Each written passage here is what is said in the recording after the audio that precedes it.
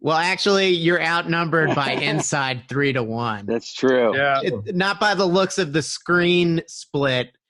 There's 2 inside screens, 2 outside screens, but 3 inside people, 2 outside people. Yeah. How do you feel about that, Drew? You feel threatened by that? No, man. I've spent so much time Feeling inside, outnumbered. I think, as we all have over the last several months, that I just only want to be outside. Yeah, being And, outside is great. It is awesome, and I'm fortunate. I'm in Massachusetts right now visiting my brother and his partner, and they just had a beautiful baby boy. So Congratulations. Thank you. I'm Uncle a proud Drew. Yep, Uncle Drew is Drew. here. So yeah, we're I show it to you, but it would require some finagling of the laptop. But we've been just working on his backyard this weekend, and it's getting there, a little back patio. So this has just been kind of our sort of hang spot for the last couple of days. So it felt right. Beautiful. Felt right. So we're all here chatting about your new video, which is premiering right now, somewhat similar from your awesome 2019 EP, Spirit Bunnies.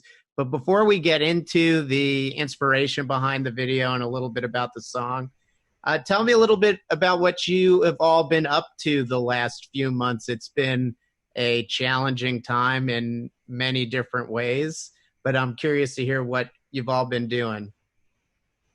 Who wants to go first? Who wants to go first? Jeff, You guys. start? You want You us? guys. Go ahead, Dave. Two for one. We it's been a very interesting few months, I think for everybody. We have been lucky in quarantine. Krista and I have been quarantined. Haven't really gotten to see these guys, obviously. We have been on a band level, though. We've actually, in some ways, been more productive than ever. Well, just as productive. We've been very productive. We've been writing remotely, doing some demos, getting our home recording gear, kind of upping our home recording game, as led by Drew Mayo. And we have been, I guess, trying to we've been trying to create in order to stay sane, and we've been trying to use it as an outlet to connect with other folks. And anything that we've been putting out over the last couple of months, we've tried to lend it to some sort of community-based cause, whether it's NEVA with St. Vitus, what's that? Save Our Stages. Yeah, Save Our Stages, or we've been doing some things with the Black Lives Matters movement as well. And myself, Kristen, Drew are not currently working. We've been lucky to be getting a little bit of unemployment. So, we've got roofs over our heads, we've got food, we're able to play music. Jeff is still working. Jeff's backyard is looking hella beautiful and tight. Yeah, Jeff, how'd you get such a beautiful backyard, man? Oh my God! Oh You yeah, look at weren't that. lying. Look at that shed. Did you paint that yourself, Jeff? No, that was painted when I took over the place. Damn, you're really lucky. It's a beautiful shed. That shed nothing. That's like his exercise room / drum room / guest house. All those things. Multifaceted house. So have you been That's- spending a lot of time in there, Jeff, over the last few months? No, not at all. Jeff's in his Hollywood bungalow right now. I don't know if you know that. He's on the West Coast. Oh crap! He's up in Mulholland Drive. Damn. What are you doing up? What are you doing up there, Jeff? Drew's lying. That's not true at all. But Jeff is the handiest of men. This is true. Is the handiest of men. I'm in Greenpoint, Brooklyn, in my yard. Yeah, no, I haven't been in the shed much. I've been working on stuff in my yard and doing lots of marching and protesting as much as possible. When not doing that, going on hikes. So my legs look super sick. You do have great calves. Dude, his calves look. You do have great They're- calves. they're They do. They look great. I rode a bike behind him the other day. I couldn't take my eyes off of it.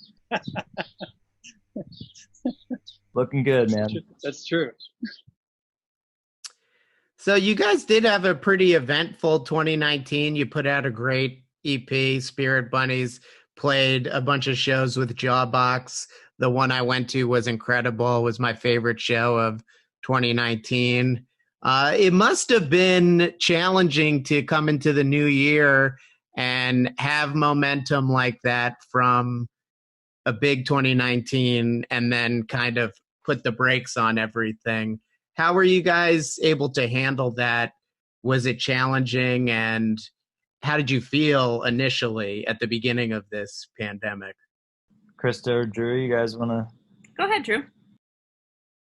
I think looking at 2020, pre-pandemic, we certainly had really high hopes to be a very active band in terms of shows and touring and writing and recording.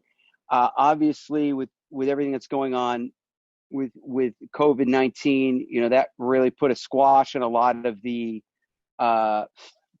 in-person physical elements of the music. But the silver lining has been that we've been super, super busy with writing, and it's kind of forced us to sort of treat the band a little bit more like a business. And it's a terrible way to put it, but just create a sense of schedule and accountability for ourselves.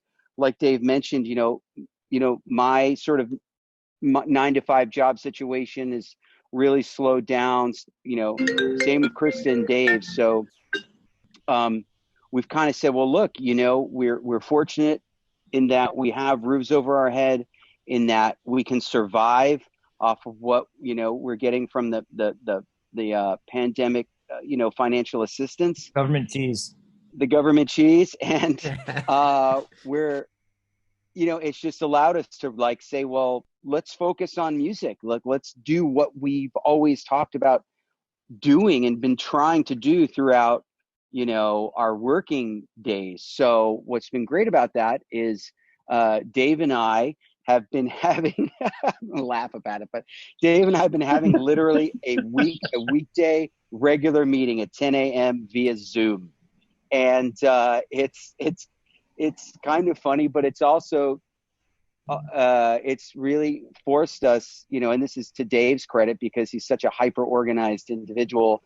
It's kind of forced myself. Very nice way to put it. To be really focused on the band in a really sort of like a really macro level. We've been just really active with music. We've been and just using this time to do what we can in terms of just reaching out to other artists, musicians, kind of like what Dave said earlier, staying active with everything that's going on regarding, the Black Lives Matter movement. And it's been just awesome. I mean, that element of it has really forced us to sort of kind of just do a lot more than I think we'd be doing otherwise. I think that's like the coolest thing, not to keep harping on this one thing, but we just as people are so adaptable. It's just like, we got this bad news that okay, this year is not going to look anything like we thought it would. And, we're not going to be able to do the things that we really thought were going to happen and that we really wanted to do. But instead, I think we've just adapted and explored other avenues of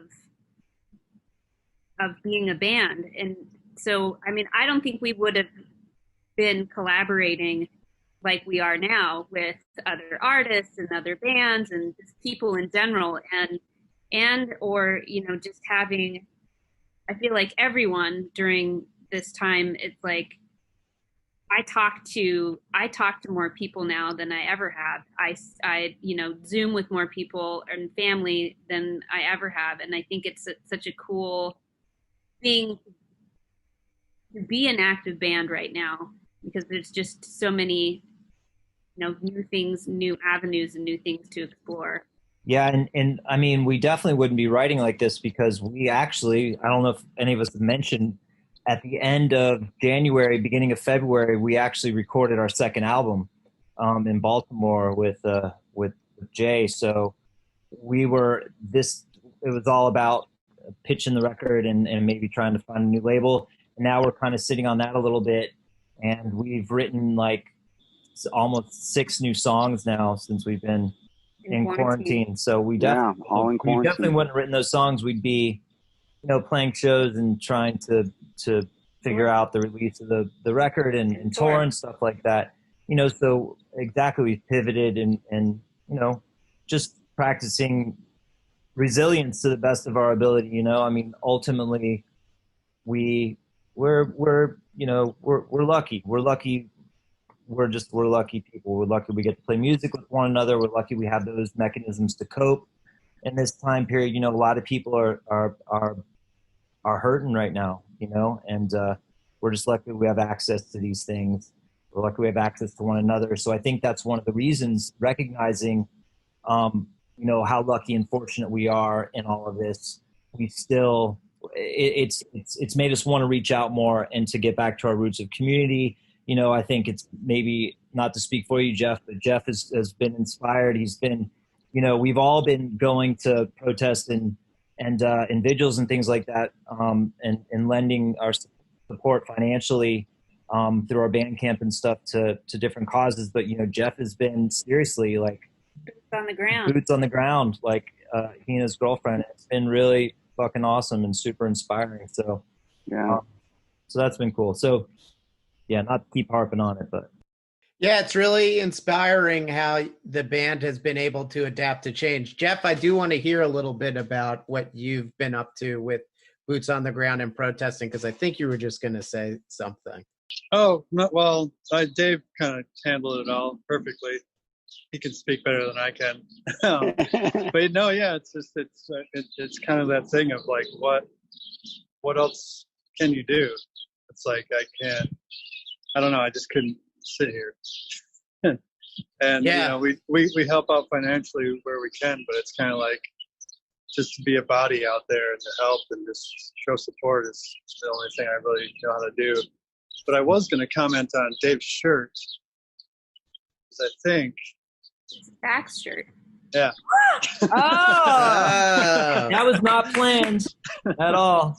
That happens a lot too. Does it? Happens oh so yeah, often, Jeff. Oh, dude, that's right. Yeah, we tend to show up places with the same clothes on, don't we? So before we get into the 2 demos you released on Bandcamp that I wanted to talk about, I do want to tell you a funny story about an item of clothing that I was accidentally wearing recently. So I have this denim jacket that I got when I was in Canada, and it was for a concert series put on by Labatt Blue, and it says on the back, Labatt Blue Live. And I had someone come up to me and they're like, is that like a Blue Lives Matter jacket? I was like, no, this is a Labatt Blue Live concert series jacket that I haven't worn in 1.5 years, and I just wasn't even thinking. So that's back in the closet for the time being. Did you put your Molson jacket on instead? Yeah, I wish it was a Molson Canadian jacket instead, because I actually do prefer Molson Canadian to Labatt Blue. I actually call Labatt Blue Labatt Blue because it's so disgusting. So, but anyway. But Labatt Ice, what about that? It's also very bad. So okay. I love drinking beer in Canada. Labatt Blue, it's the last resort. So have been doing a lot of writing and demoing while quarantined, while spending time inside. You released two great songs, Slight and Parallel Park. They both have a vibe that's sort of consistent with what's been happening in quarantine. I really like Slight. I feel like it almost has a feeling of disillusionment. And Parallel Park's a little more upbeat. It sounds like you're releasing some frustration almost. Tell me about those two songs, what inspired them, and what causes you're donating the proceeds to from your Bandcamp for sales of those songs. Anyone want to talk about that? I think Krista. Sure. I think that both songs were just kind of like we wanted to test how it would be to write songs apart from each other. You know, these were like our first attempts of doing it this way. We've only really done something like this with like GarageBand just to like come up with like a baseline idea to work with together in our practice space. But so I think it just happened that there was like whatever everyone created and contributed to each song. It was definitely done like person to person. Like Drew did his part, put it in there. Dave came in, did his part, put it in there, all separately. So wow. There wasn't really a collaborative, you know, we're all together kind of figuring this out. And I think that just kind of, it happened organically that was kind of a feeling put in by Drew, you know, an emotion put in by Jeff, you know, and it just kind of happened to kind of echo the mood of the moment just naturally. Yeah, I think that's true. And it was our first crack at doing something like that, and I think that's why the first one sounds maybe a little more dark. And then maybe the second one, the writing, you know, Drew had the original riff for that, and I think that, you know, Drew, you can speak to that, but it felt like a reaction to that. Yeah, totally. A little more upbeat, you know what I mean? Yeah. And have like have some hope. So the first one's a little like, what the fuck?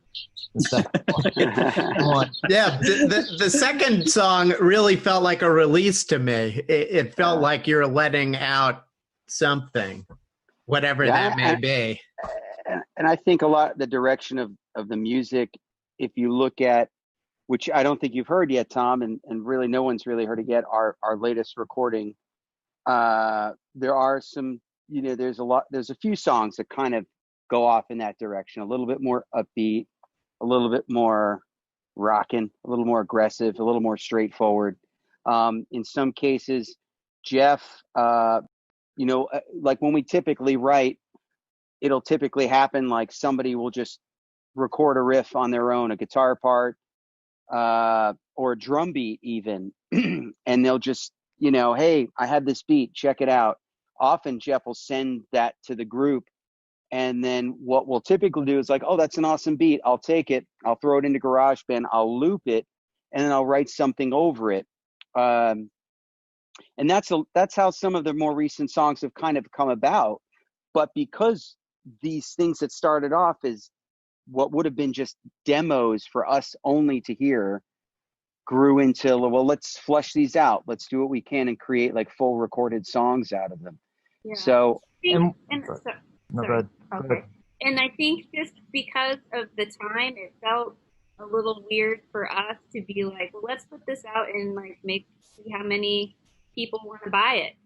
I think, you know, we wanted to be helpers, you know, we want to do what we can. So it was like, okay, how can this song, you know, be a way to contribute or to give back in more ways than just something to listen to. So we've done, I think the first thing we did was we forgot PPE. all about. We did